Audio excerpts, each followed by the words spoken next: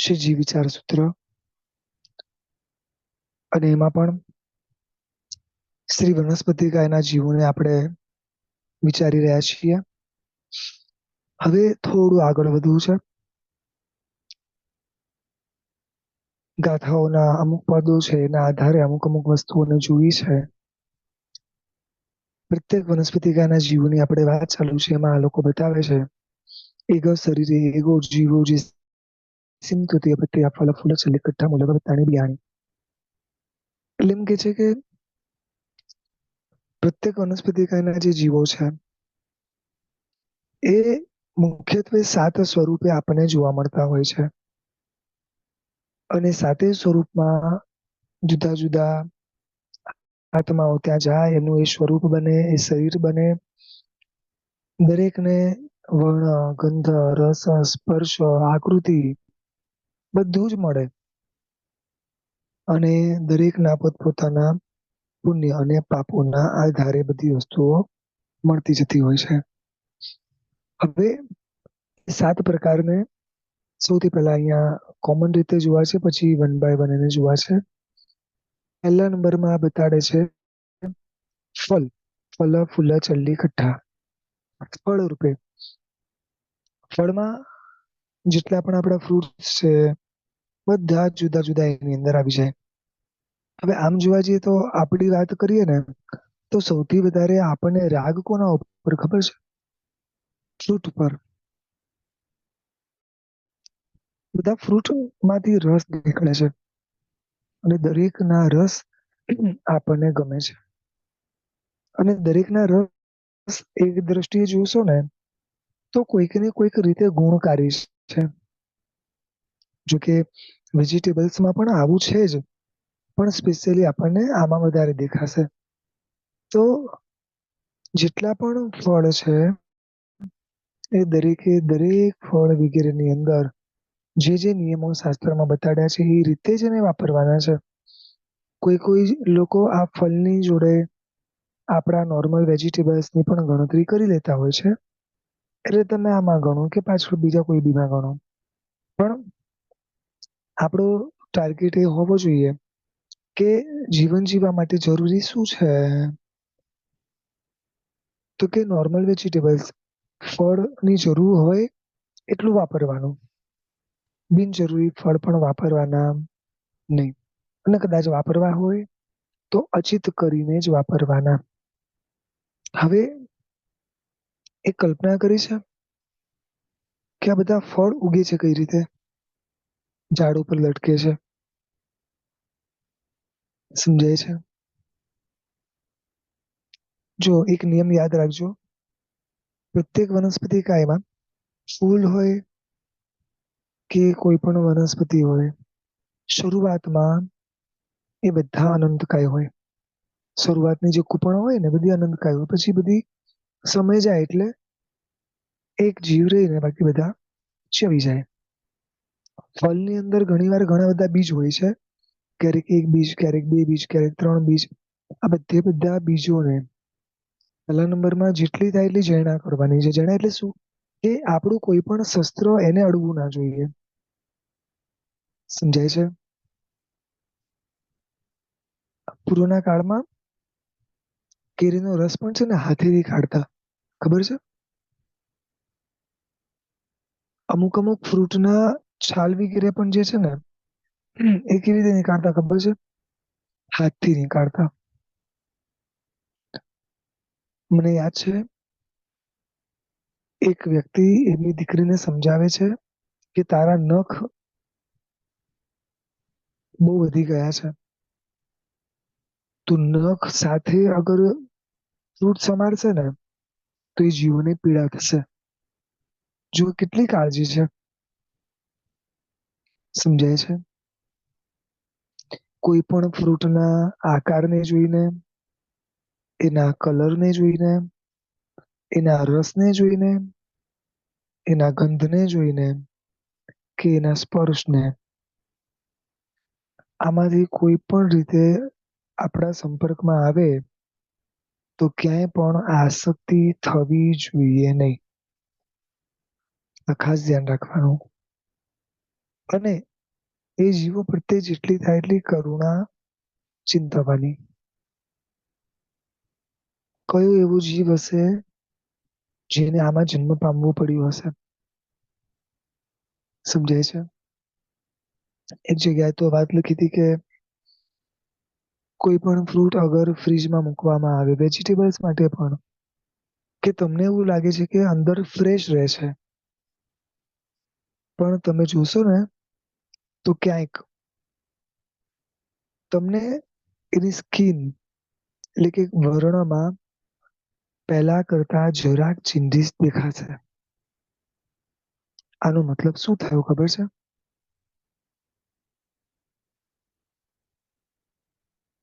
એ હવે ખાવા યોગ્ય એકચ્યુઅલી રહી નથી. એની અંદર ન દેખી શકાય એવા પણ કેટલાય જીવોની ઉત્પત્તિની સંભાવનાઓ છે. કારણ કે ફ્રીજમાંથી નીકળતા અલગ અલગ પ્રકારના 7 ટાઈપના ગેસ બતાડ્યા છે, વાયુ. બધા જ શરીર માટે પણ હાનિકારક છે. આમ દુકાનોનું નામ હોય છે નેચરલ બાસ્કેટ, બરોબર ને?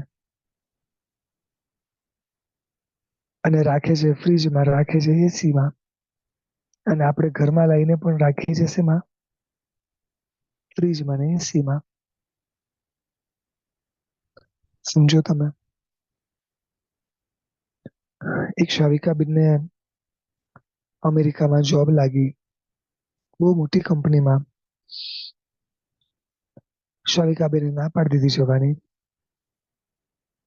એ કે ત્યાં આગળ ગયા પછી પૈસા સારા મળશે. અને એવું નથી કે મને પૈસાની જરૂર નથી, ઘણી જરૂર છે. પણ ત્યાં આગળ રહીને જીવદયાનું પાલન, એમાં પણ સ્પેશિયલી ખાવા પીવામાં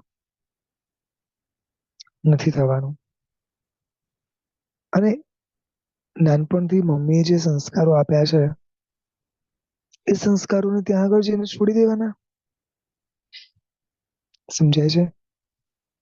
વાસી ખાવાનું, ફ્રીજમાં રાખી રાખીને ખાવાનું,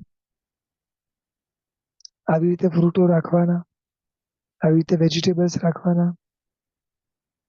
કઈ સમજાય છે? જે પણ બારે વડીલો બેઠા છે ને, આ સમજી લેજો. એક શાવિકા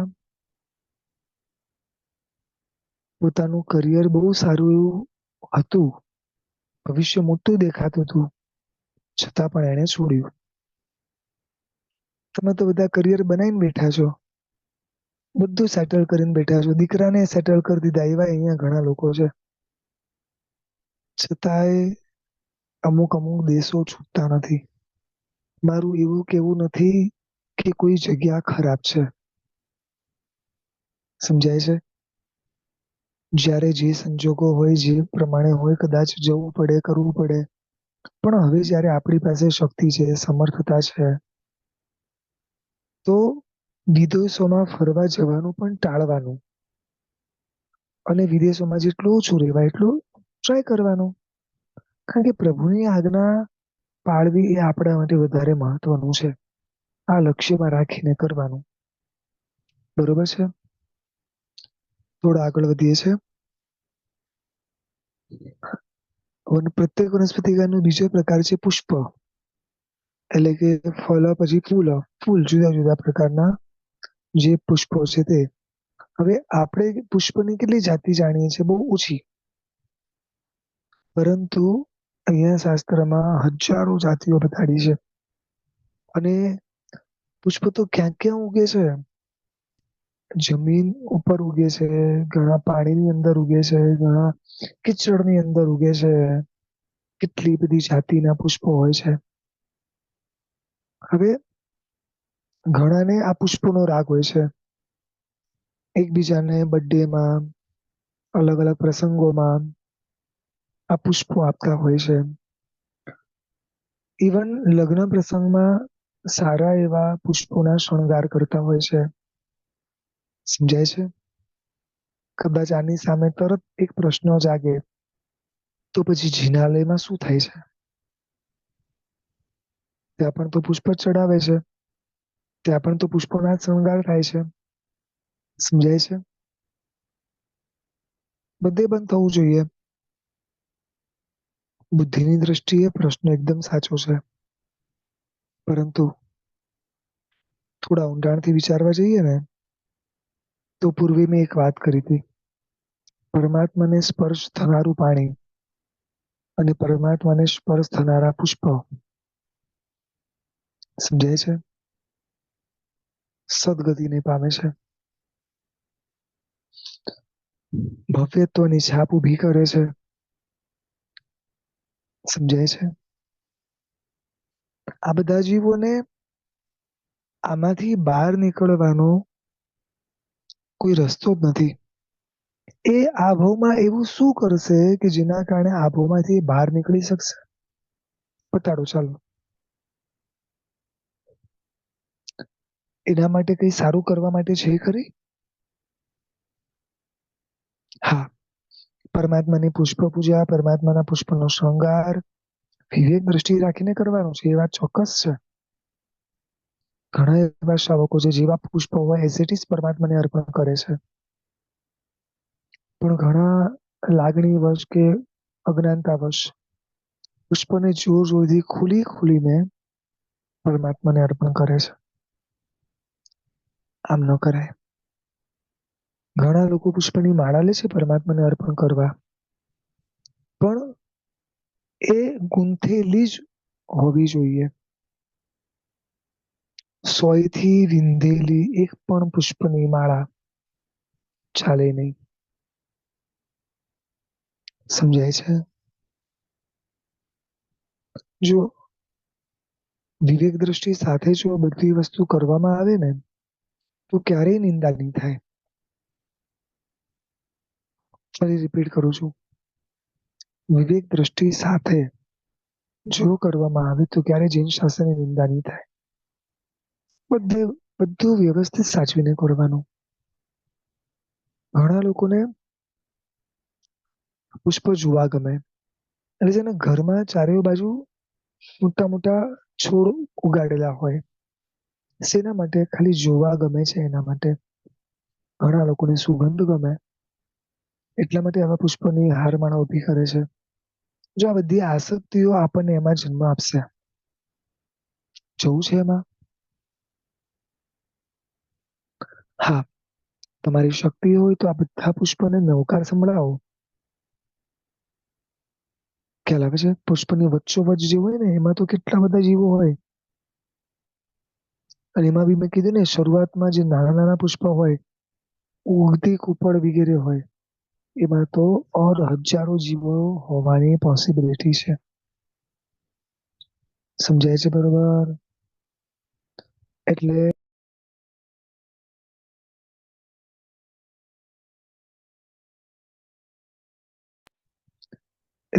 આ બધી જગ્યાએ બહુ ધીમે ધીમે ધ્યાન રાખવાનું કે ક્યાંય કોઈ જગ્યાએ આપણાથી નાની પણ ભૂલ ના થાય કે કોઈ એવી આસક્તિ ના થાય.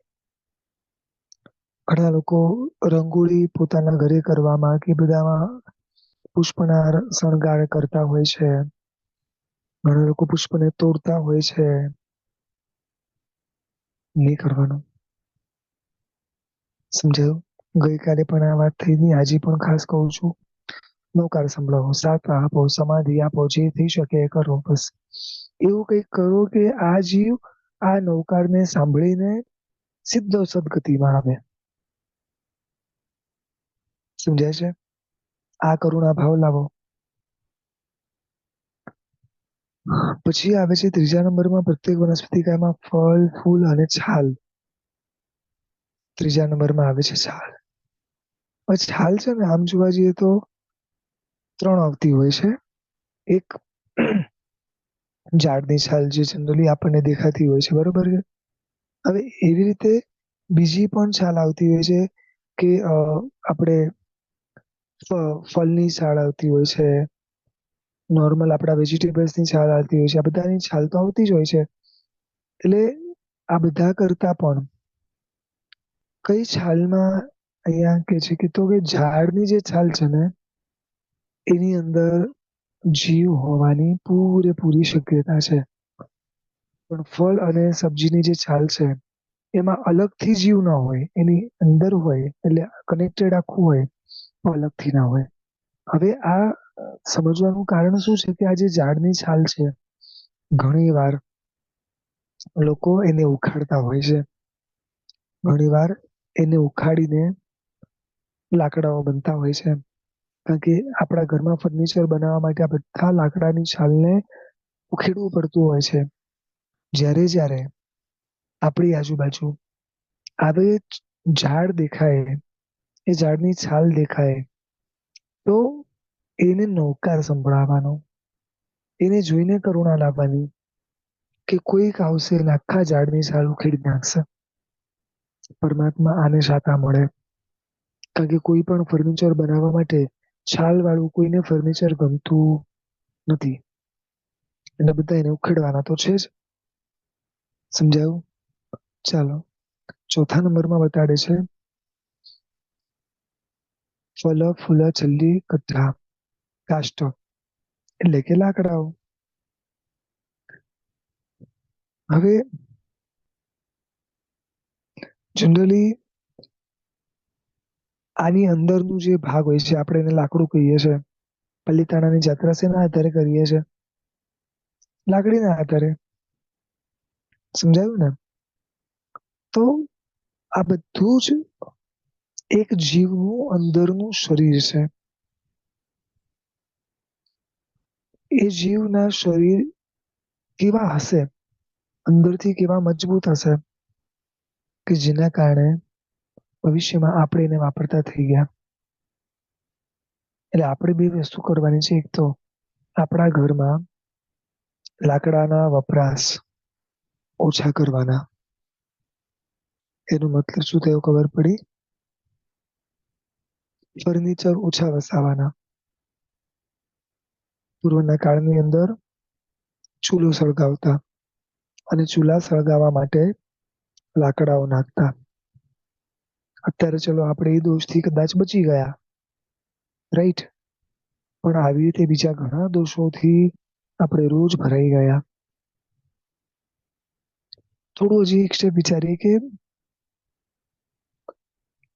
ઘણી બધી વસ્તુઓમાં લાકડાનો ભૂક્કો આવતો હોય છે, અથવા તો લાકડાના ભૂક્કાઓમાંથી પણ અમુક વસ્તુઓ બનતી હોય છે. તો આવું પણ ધ્યાન રાખવાનું કે આવી કોઈ પણ વસ્તુઓ આપણા વપરાશમાં જેટલી ઓછી થાય ને એટલી ઓછી કરી દો. સમજાય છે? પછી હજી એમ કે છે કે હજી પ્રત્યેક વનસ્પતિમાં જીવ ક્યાં હોય તો બતાડે છે મૂળમાં. દરેક વસ્તુના મૂળમાં જીવ હોય છે. હવે જો ઘણા બધાના મૂળ આપણને આવી રીતે અહીંયા દેખાતા હોય છે. પણ મૂળને જોઈને આપણે એકદમ આમ વિચિત્ર બધું લાગતું હોય છે. મૂળ હંમેશા માટે જમીનની અંદર જ રહે, મોટા ભાગે. ખાલી કલ્પના કરો કે એ જે જીવ હશે, એ જીવને કેવું જીવન મળે છે જુઓ. આખું વૃક્ષ એના આધારે એક તો ઉભું રહે, એટલે કેટલાનો ભાર સહન કરવાનો, રાઈટ? સાથે સાથે લોકો પ્રશંસા કોની કરશે? કેરીની કરશે, મોસંબીની કરશે. કોઈ મૂળમાં જે જીવ છે એની કરશે? એટલે પોતે બધું જ કરવાનું, છતાં ક્યાંય માન સન્માન મળે? ના મળે. છતાંય કોઈ કમ્પ્લેન છે ને? જુઓ, આ જીવ ખૂબ સહન કરે છે. આ જીવ બધું જ પાણી શોષીને છેક છેલ્લા પાંદડા સુધી પાણી પહોંચાડે છે. કેટલું મોટું કામ કરે છે. અને આ જીવની કોઈ વેલ્યુ જ નથી. આપણે બે દ્રષ્ટિએ જોવાનું. એક સંસારિક આપણી દ્રષ્ટિએ કે આપણા જીવનમાં આવું કંઈ પણ થાય તો આપણા મન કેટલા ડિસ્ટર્બ થઈ જાય. બીજા નંબરમાં હવે આ જેટલા પણ મૂળિયાઓ છે એ મૂળિયાઓને પણ સૂર્ય જોવા નથી મળતો, દુનિયા જોવા નથી મળતી અને બધાનો ભાર સહન કરવો પડે છે. આપણે નૌકાર એને પણ આપવાનું અને ખાસ ધ્યાન રાખવાનું કે કોઈ કન્સ્ટ્રક્શન વગેરેમાં કે કોઈ એવી ક્રિયા કરવામાં કોઈ પણ ઝાડના મૂળને ઉખેડવામાં આપણે નિમિત્ત બનવાનું નહીં. સમજાય છે? તમને કોઈ પ્રશ્ન પૂછે ને કે તમે અનંત કાય કેમ નથી ખાતા, તો એના માટેનું આ એક જવાબ પણ છે. કારણ કે અનંત કાયને તો જમીનમાંથી જ કાઢવા પડે આખે આખા મૂળ સાથે, રાઈટ? સમજાય છે બરોબર? આપણે એટલી બધી હિંસા થોડી કરીએ છીએ. મૂળથી ઉખાડો એટલે કેટલાય જીવોનું ભરણ પોષણ જેના થકી થતું હતું એ વસ્તુનો નાશ થઈ ગયો. આપણી ભાષામાં એક મૂળના જીવનો નાશ થયો, પણ એનાથી કનેક્ટેડ એક એક ઝાડ, પાન, ડાળી બધાનો નાશ.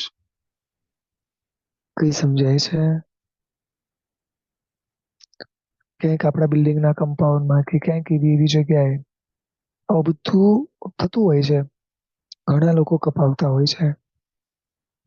ત્યારે ધ્યાન રાખવાનું. ઇવન એક વસ્તુ તમને કહું, આપણે ક્યારેક છે ને બોલી જઈએ છીએ કે અહીંયા હાઈવે બહુ જ સરસ બન્યો છે. પણ તમને ખબર છે કે હાઈવે કેટલા ઝાડોને મૂળથી કાપીને બનાવવામાં આવ્યું છે? આ શબ્દો બોલતા ધ્યાન રાખવાનું. પછી આવે છે મૂળ, પછી આવે છે પત્તા. મૂલક, પત્તા અને બિયાની જુદા જુદા લીફ એટલે કે પાંદડાઓ.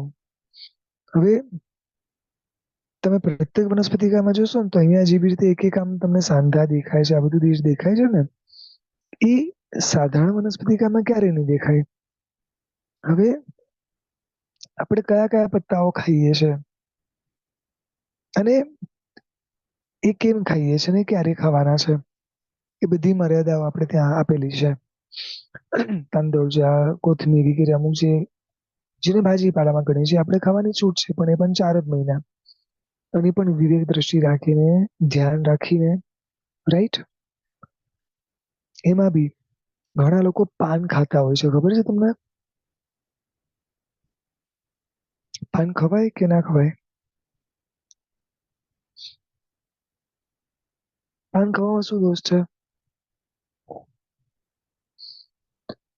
અમુક પ્રકારના જે પાન આ લોકો આપે છે ને, એ પાણીમાં રહે ને ખાલી થોડો સમય માટે, એટલે એની ઉપર સહજતાએ અનંતા નિગોદના જીવોની ઉત્પત્તિ થઈ જાય, જે આપણને દેખાય બી નહીં. સમજાય છે? બોલો, હવે ખવાય કે ના ખવાય? આપણા દીકરા દીકરીના લગ્નમાં સ્પેશિયલી આપણે પાન રાખતા હોઈએ છીએ, બરોબર ને? અને એમાં કોઈકનું તો કેવું એવું પણ છે કે પાન બનાવવામાં અમુક જે વસ્તુઓનું મિશ્રણ થાય છે ને, એના કારણે પણ અમુક જીવોની ઉત્પત્તિ થાય છે. સમજાય છે? આપણે લોકો પાન ખાવા દૂર દૂર સુધી જતા હોઈએ છીએ, રાઈટ? દૂર દૂરથી મંગાવતા હોય છે. મને તો એક ભાઈએ કીધું કે અહીંયા છે ને 50 રૂપિયાથી લઈને 10,000 સુધીનું પાન આવે છે. અને કે સોનાનો વરખ લગાડેલો હોય. સમજાય છે? આવી બધી વસ્તુ ખાવાની પણ નથી, ખવડાવવાની પણ નથી. ઉપયોગ રાખવાનો છે, વિવેક રાખવાનો છે બધી જગ્યાએ. આ સિવાય પણ ઘણા બધા એવા પાંદડાઓ છે જ્યાં આગળ આપણા જીવનમાં વપરાશ થતો હોય છે. જેમ કે આપણે પાત્ર વગેરે બનાવે ને તો એની અંદર મોટા મોટા પત્તા આવતા હોય છે. એ વાપરવાના છે, વાપરવાની છૂટ છે, પણ તમે જુઓ એને પણ આપણે કેવી રીતે વાપરીએ છીએ જુઓ. એ જીવતે જીવતા ને આખે આખા ઉપરથી ચપ્પુથી આખી નસો કાઢે ને સમજાય છે ને બાફવામાં આવે. એ જીવ છે, એ બોલી નથી શકતા એટલે ને. અને આ બધું જરૂરિયાત નથી, શોખ છે.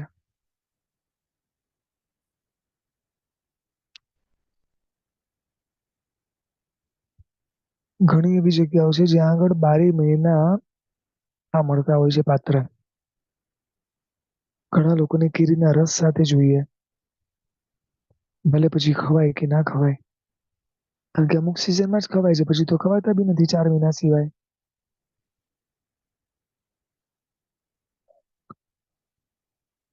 વિચારજો આ બધી વસ્તુઓ માટે. પછી જુદા જુદા પ્રકારના બીજ, સચિત બીજ હોય, જેમાં હજી જીવ છે, તો એ બીજ ખવાય નહીં. ઘણા લોકો શોખથી બીજોને, જેટલા પણ બીજ હોય ને એને શેકી દે, એને સૂકવી દે. જો જરૂર હોય હું અલગ વસ્તુ માનું છું, પણ એ સિવાય સૂકવવા, શેકવા, તળવા ખરેખર જરૂરી છે? મને એક ભાઈએ કીધું કે 7 સીડ્સ મુખવાસ છે.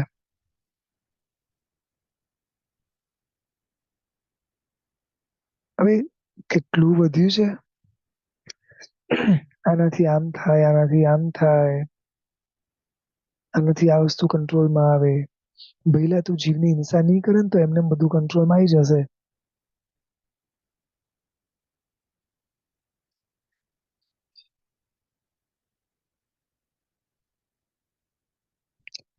કલિંગર ખાવું ખરેખર જરૂરી છે? જો ખવાય, શાસ્ત્રમાં ના નથી પાડી, ધ્યાન રાખજો. પણ હું જે સમજાવું છું એ ખાલી વિચારજો કે ખરેખર જરૂરી છે. સીધે સીધા એના ટુકડાઓ કરીને મિક્સચરમાં નાખીને બીજ સાથે ક્રશ કરી નાખીએ છીએ. સમજાય છે? જે જરૂરી છે, જેટલું જરૂરી છે એટલા પૂરતું કદાચ કરો. કદાચ તમારે મિક્સચરમાં નાખવું છે, તો થોડો ઉપયોગ કરીને ધીમે ધીમે બધા બીજ કાઢી નાખો.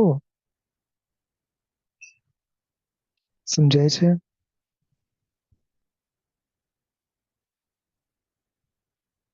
ન થાય?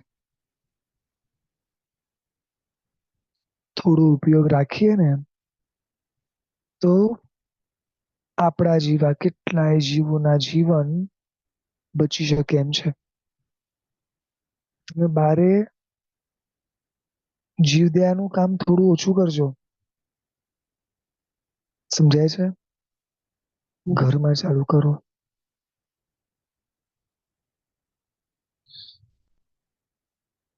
એક શાબિકાબેન કેરી સમારી. હવે કેરી આપણે કેવી રીતે સમારી? આ ઉપરથી પેલા છોતરા કાઢી દઈએ, પછી આમ કાપા કરીએ, બરોબર ને? સમજાય છે? હવે મને એક જવાબ આપો કે એનું જે ગોટલો છે એમાં જીવ છે કે નહીં? છે. આપણે ઉપરનો કેરીનું બધું લેવા માટે ત્યાં સુધી જ આપણું ચપ્પુ પહોંચે છે કે છેક ગોટલા સુધી પહોંચે છે એમ? હજી ત્યાં સુધી વાંધો નથી.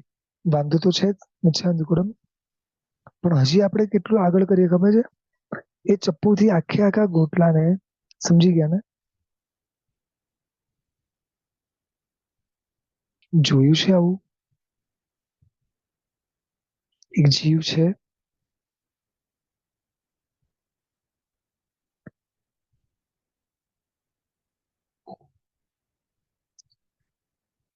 આટલા બધા નિર્દય કેવી રીતે આપણે બની શકીએ? જરાક અગર કેરી રહી ગઈ તો શું ફરક પડે છે? સિરિયસલી? અરે કદાચ હું માનું છું વેસ્ટ નથી કરવાનું, બધું જ વિચારું છું, તો પાણીનો ભાગ થોડો એડ કરીને હાથથી થોડા સોફ્ટ હાથે લઈ શકાય છે ને? એના માટે ચપ્પુ જ વાપરવું જરૂરી છે? આપ સર્વે બહુ વિવેકી છો, બહુ સમજુ છો, એટલા માટે તમારી જોડે આ બધી વાતો કરું છું આટલા ડિટેલમાં. એટલે આવી જ્યાં જ્યાં જગ્યાઓ હોય ને ત્યાં થોડું વિવેક વધારે રાખજો. સમજાય છે? અને એવું લાગે છે કે અહીંયા નથી આપણા હાથમાં કઈ, નહીં વાપરવાનું હવે. તે વાપર્યા વગર રહી નથી ગયા. એવા એવા શાવક શાવિકાઓ છે. આ જીવન કેરીથી લઈને કેટલી વસ્તુ બંધ કરીને બેઠા છે.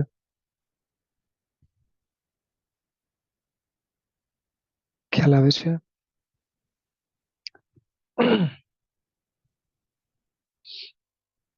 મેં તો એવા એવા દ્રશ્યો જોયા છે. આ બાજુ કેરીનો બધું રસ નીકળતો હોય, બીજી બાજુ છોકરાઓને બેસાડી દે ગોટલા ચૂસવા માટે. જોયું છે તમે?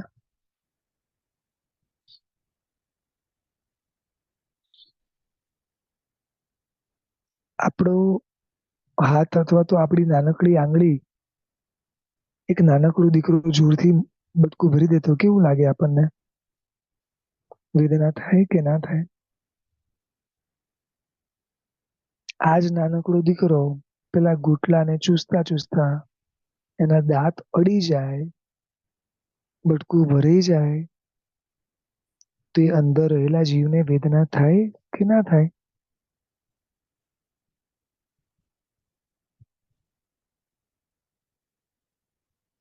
જીવદયા પ્રેમીઓ, સમજો છો તમે?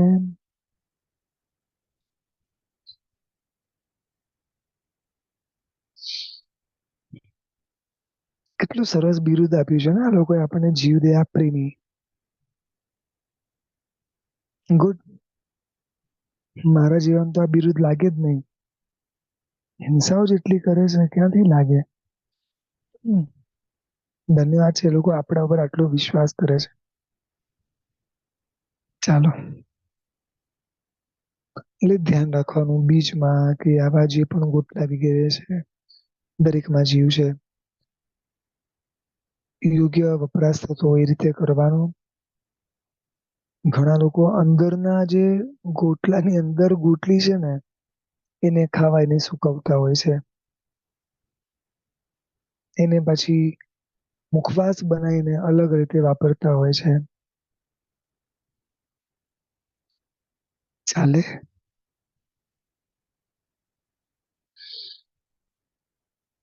વિચારજો બધું. આપણા એક થોડા સ્વાદ માટે કરીને આપણે એક જીવના કયા કયા અંગને કયા કયા લેવલ સુધી મારવા તડપાવવા માટે તૈયાર થઈ જઈએ છે. જુઓ, અત્યારે જે કઈ પણ વાતો ચાલે છે એમાં હું એમ નથી કહી રહ્યો કે અમુક વસ્તુ અભક્ષ્ય છે, પરંતુ હું એ સમજાવવા માંગુ છું કે ખાવામાં ઘણી વાર આપણી નિર્દયતા વધી ગઈ છે. સમજાય છે? બાકી જ્યારે જે પ્રમાણે જરૂરી હોય એ પ્રમાણે યોગ્ય વિવેક દ્રષ્ટિ રાખીને કરવાનું. બરોબર છે?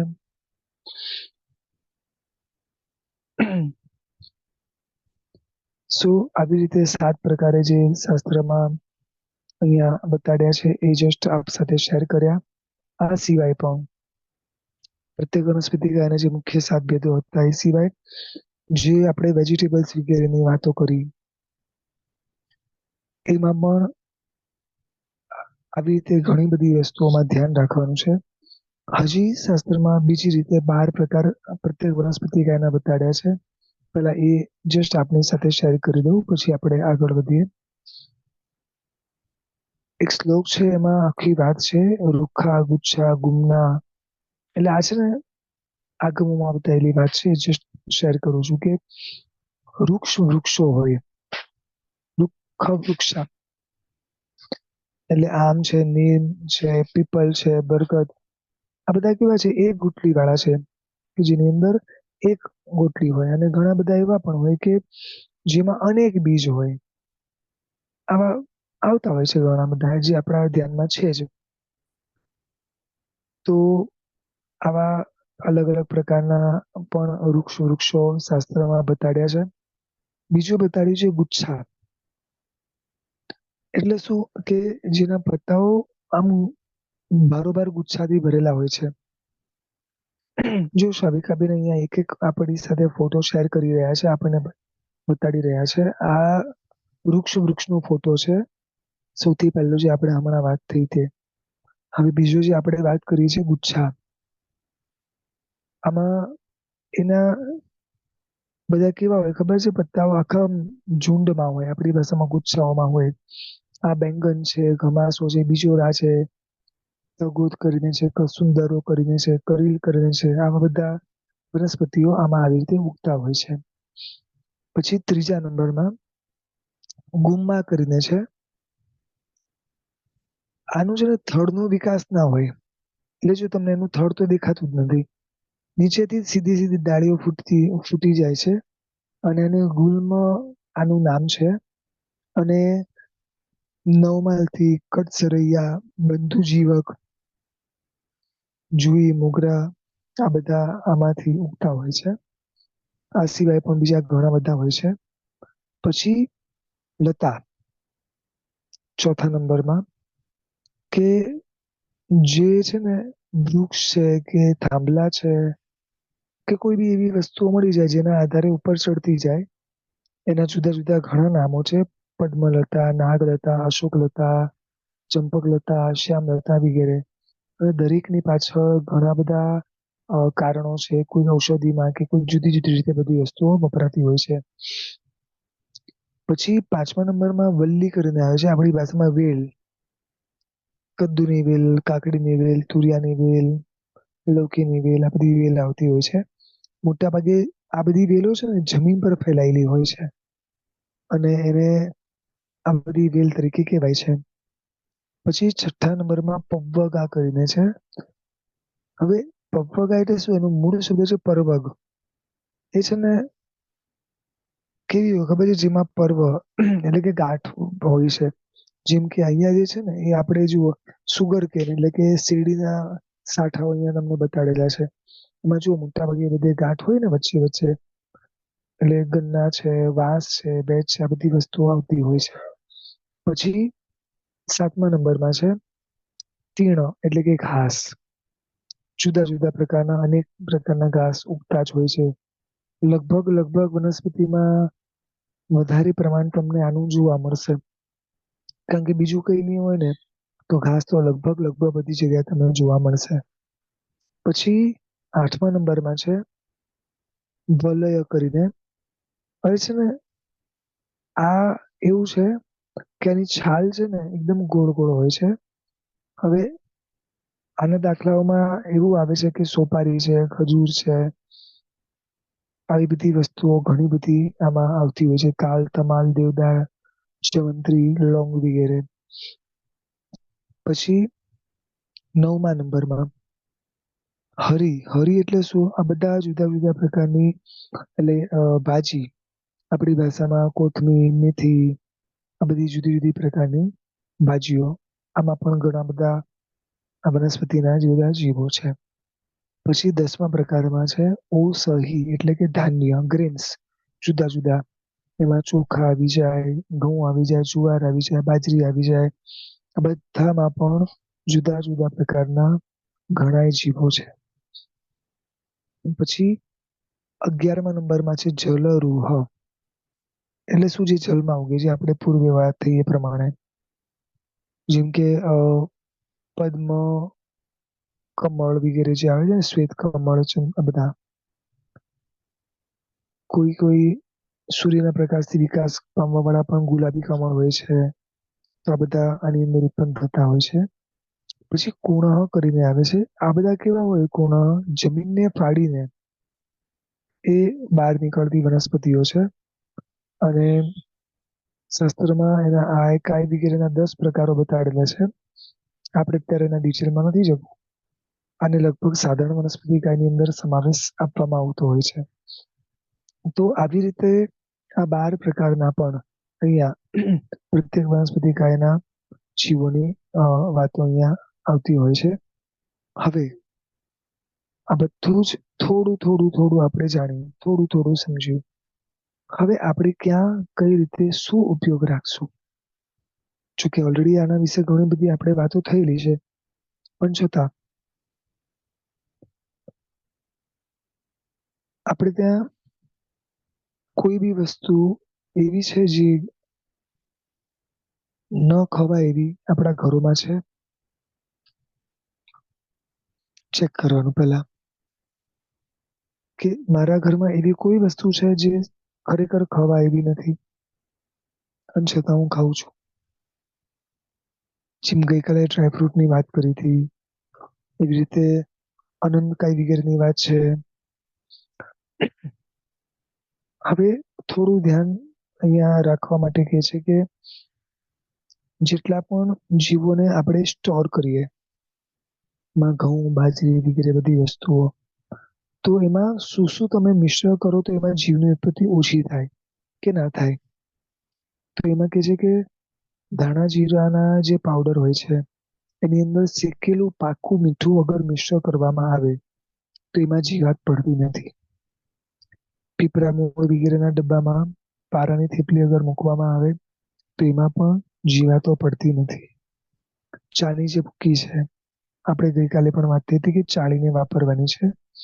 એટલે ચોમાસામાં અને ભેજવાળા વાતાવરણમાં તો બને ત્યાં સુધી ચા લાવવાની નથી, તો પીવાની વાત તો ઘણી દૂર. કારણ કે એની અંદર તો જીવની ઉત્પત્તિની ચોમાસામાં બહુ સંભાવના છે અને કદાચ ચા પીવી પડે તો એને ચાળીને બરોબર જોઈને પછી જ વાપરવાની. સમજાય છે? પછી ઘઉં, બાજરા વગેરેના ડબ્બામાં એમાં પણ પારાની થેપલી વગેરે મૂકો તો જીવની ઉત્પત્તિ નથી થતી. પછી અનાજના ડબ્બાની ઉપર લાલ આખા મરચા પણ જો મૂકી રાખો છો તો પણ જીવાત નથી થતી. બાજરાના ડબ્બામાં કડવા લીમડાના પાન અગર મૂકી દો તો પણ જીવાતો નથી થતી. તુવેરની દાળને જો દિવેલથી મોયેલી હોય તો પણ ત્યાં જીવાતની ઉત્પત્તિ થતી નથી. એ સિવાય ઘણી એવી વસ્તુઓ છે જ્યાં આગળ ચટણી કરવા માટે આપણે અમુક વસ્તુઓ મૂકતા હોય છે, બનાવતા હોઈએ છે, જે ગ્રાઇન્ડર મિક્સચર વગેરેથી થતું હોય છે. તો એમાં બી એક છે કે બહુ ધ્યાન રાખવાનું ચટણી વગેરેમાં પણ, કે ચટણી બીજા દિવસે આમ તો કોઈ બી હિસાબે ચાલતી નથી, બરોબર છે? પણ છતાં એમ કે છે જો તમે એમાં પાણી ન નાખ્યું હોય, એટલે કે સમજો ચટણી વાટતા પાણી નાખેલું હોય, મેથી, દાળિયા, ચણાનો લોટ વગેરે કઈ અનાજ ભેળવ્યું હોય તો એ બીજે દિવસે વાસી થાય છે અને એ બીજે દિવસે વપરાય નહીં. પણ જો લીંબુનો રસ નાખ્યો હોય અને પાણી કે લોટ વિના જો વાટેલી હોય તો એ 3 દિવસ સુધી ચાલે છે. પણ અત્યારે આ બધી શક્યતાઓ ઓછી છે. એટલે ચટણી બનાવતા ઘણી વાર શું કરીએ છીએ આપણે, કોથમીર છે, મરચા છે, બધું ધોઈએ છે તો પાણીનો ભાગ તો આવી જ જવાનો છે. ઓટોમેટિકલી બીજા દિવસે આપણા માટે તો અપેક્ષિત બને છે. આંબલીની ચટણી પણ બીજા દિવસે અપક્ષ્ય છે. આર્દ્રા નક્ષત્ર બેસી જાય એટલે કીરનો રસ પણ અભક્ષ્ય બની જાય છે. પછી ઘણી વાર છે ને પેલું ટોપરું આવતું હોય છે. ટોપરા માટે પણ ઘણા લોકો શું કરે, આખું લાવી દે, પછી થોડું આજે વાપરે, થોડું 2 દિવસ પછી વાપરે. સમજાય છે? એમ કે છે કે ચોમાસાની અંદર તો જેમ આપણે ફોડેલી બદામમાં કેવી રીતે નિયમો રાખીએ છીએ, એવી રીતે જ નિયમો રાખવાના છે. સમજાય છે?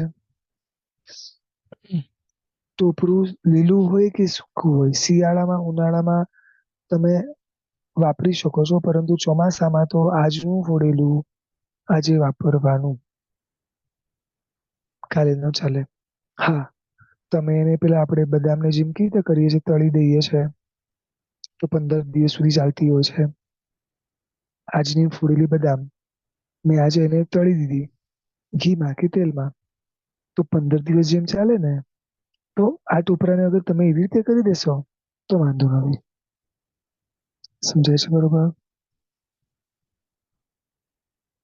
એવી રીતે બારે જેટલી ચટણીઓ મળતી હોય છે એમાં મોટા ભાગે એ લોકો છે ને પાલક વાપરતા હોય છે, આપણને ખબર બી નથી. અને એ તો જો કે અનંત કાળમાં આવે છે અને એ વપરાય જ નહીં. સમજાય છે? હવે પ્રત્યેક વનસ્પતિકામાં એક છેલ્લી વસ્તુ મારે કેવી છે કે જ્યાં જ્યાં એવું પોસિબલ છે કે અસ્ત્રનો વપરાશ કર્યા વિના, એટલે કે ચપ્પુ વગેરેના વપરાશ કર્યા વિના સમારાય છે તો એમ સમારવાનું. જ્યાં કદાચ ચપ્પુ વગેરે લગાડવું પડે અને બીજ વગેરે વધારે હોય, અને સાથે અમુક વનસ્પતિ એવી છે જેમ કે ભીંડા છે, અમુક અમુક એવા વનસ્પતિઓ જેમાં ઈયળ થવાની શક્યતાઓ વધારે છે, તો એ વનસ્પતિઓમાં જરાક સોફ્ટલી ખાલી કાણું પાડવાનું અને પછી હાથથી ધીમે ધીમે ખોલવાનું. કઈ સમજાયું? ભીંડામાં ક્યાંક સ્લાઇડ આમ જરાક નાનું કાણું પાડવાનું અને પછી હાથથી ધીમે ધીમે ધીમે કરીને એને ખોલવાનું. પછી અંદર જોવાનું કે જીવાત છે કે નહીં. કેમ કે આ બધામાં જીવોની ઉત્પત્તિની શક્યતાઓ વધારે છે. ખ્યાલ આવે છે? હવે આપણા મનમાં થાય કે આટલું બધું જોવા કોણ બેસે? જે ટીવી જોવા ના બેસે, મોબાઈલ જોવા ના બેસે, એ અહીંયા જોવા બેસી શકે. કોમન નિયમ છે. કારણ કે ટીવી જોવાનો સમય છે, મોબાઈલ જોવાનો સમય છે, પણ હું જે ખાઉં છું એમાં જીવાત છે કે નહીં એ જોવાનો સમય ક્યાં છે આપણી પાસે? આપણો પ્રમાદ, આપણી આળસ, એના કારણે આવા કેટલાય જીવો મરી જતા હોય છે. ઘણા એવા શાવકો છે જે જમણવાર વગેરે કરતા હોય છે, ત્યારે આવા શાક વગેરે કરતા હોય છે ને, ત્યારે જે માણસો કામ કરતા હોય છે, હવે આટલું બધું જમણવારમાં તો પોતે તો ન જ કરી શકે, તો જયારે માણસો પાસે કરાવતા હોય ત્યારે એ લોકોને કે છે કે બરોબર જોઈને સમારો. જો અંદરથી જીવાત નીકળશે તો અમે તમને એક જીવાતના 10-20 જે બી એમની હશે આ પ્રમાણે તમારી ભક્તિ કરશું. અને એના કારણે શું થતું? જીવો બચતા. સમજાય છે? બહુ વર્ષો પહેલા રાધનપુર નામના ગામમાં એક જીવાતખાનું હતું. કોઈને ધ્યાન હોય તો. પાંજરાપોળો તો આપણે સાંભળ્યું છે, જીવાતખાનું સાંભળ્યું છે? જે નાના નાના જીવો હોય ને, જેમાં આવા ઈયળો નીકળે કે આવું કઈ બી નીકળે, તો એને ભેગી કરીને લોકો ત્યાં મૂકતા.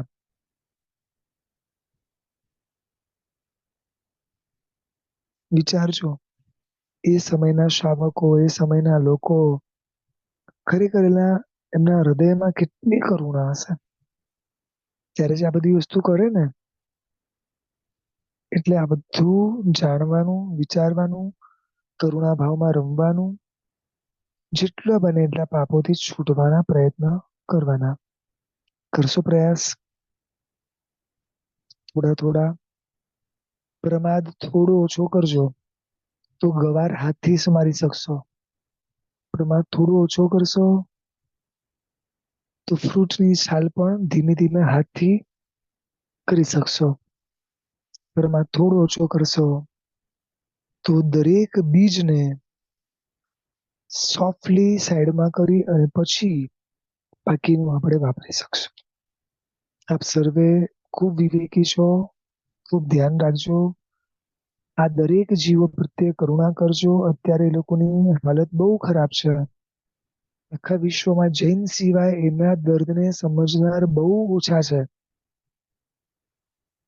અને પરમાત્માને આપણા પર વિશ્વાસ હશે એટલે આ બધી વાતો આપણા સુધી પહોંચાડી છે, રાઈટ? બસ આ વિશ્વાસને આપણે યોગ્ય રીતે સમજી શકીએ એટલું ધ્યાન રાખજો. અને આ હજી પ્રત્યેક વનસ્પતિકાયની વાત થઈ છે. હવે આની પછી આપણે વાત કરશું સાધારણ વનસ્પતિકાય સવિશેષ. આવતીકાલે પ્રભુની આજ્ઞા વિરુદ્ધ કોઈ બોલાયું હોય તો ત્રિવેદી ત્રિવેદી